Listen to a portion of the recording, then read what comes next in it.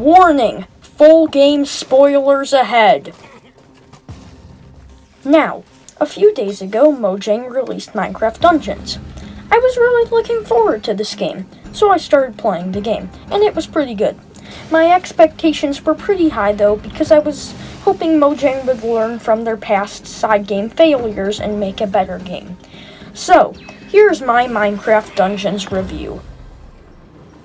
I'm going to look at two main things today, graphics and gameplay. I'll start with the more simple of the two. When it comes to graphics, this game gets it right. The graphics are stunning.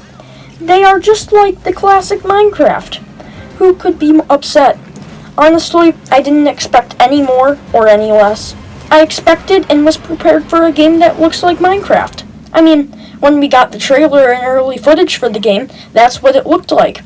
And there isn't really anything else to talk about when it comes to graphics. Moving on to the larger of the two subjects, we have gameplay. There's a few things I want to talk about here. First, the controls. Now, I'm playing on PC, so that's what I'm going to be looking at. Sorry console players, but you're on your own for this one. When it comes to controls, the game allows for complete remapping. This is definitely appreciated. Using artifacts and healing is easy, especially when you remap the controls to your preferred keys. But one thing I didn't enjoy is that the game is click to move. Essentially, instead of using W, A, S, and D to move, you click where your character should move. Now, this allows my left hand to only have to focus on artifacts and healing, but the option to switch to standard movement would have been nice. Although I got used to these controls pretty quick. Now, for the story. I don't have a lot to say here. The story is sort of just in the background. You could skip every cutscene and still play the game without missing much, which is pretty disappointing. But when it comes to fighting and exploring itself, it's really fun. You enter your level and are given a general direction, but most is still left a mystery. As you go on, you fight various enemies and the occasional boss. But the bosses aren't that great. They are either way too easy or way too difficult. For example, the first time I fought a redstone golem, I just spammed arrows and he never even touched me. But the cauldron boss was not a good time. And there are no cutscenes tied to the bosses. Cutscenes are always nice to see in games. They fill in a bit and add a spice to the story and adventure. But you only get a cutscene at the beginning of each level. Although the bosses and cutscenes are underwhelming, regular combat is actually pretty fun. You have a melee weapon, a bow, and armor, but the interest comes from artifacts and enchantments. Artifacts are things you will occasionally get throughout the game. You get one guaranteed at the end of a level, but can also find them other places. You can equip 3 at a time, and when you activate them, you can have a variety of effects. One artifact shoots a laser beam, but others provide effects like healing. Then we have enchantments.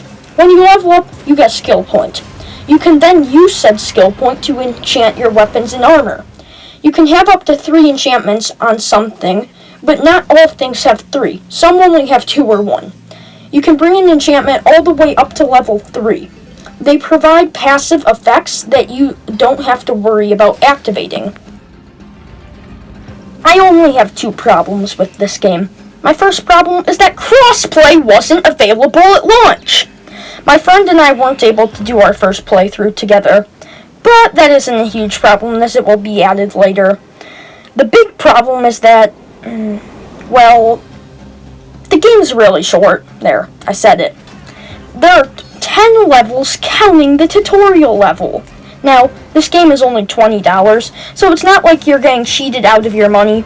And although there are only 10 levels, there are additionally 5 secret levels. The game also has 3 main difficulties. That, combined with getting 100% completion, gives a lot of replay value, which makes up for the short game. There is DLC coming, but in my opinion, a good game doesn't need to rely on DLC. So overall, this game is pretty good, and my only real complaint is that it's pretty short. I give Minecraft Dungeons an 8.5 out of 10.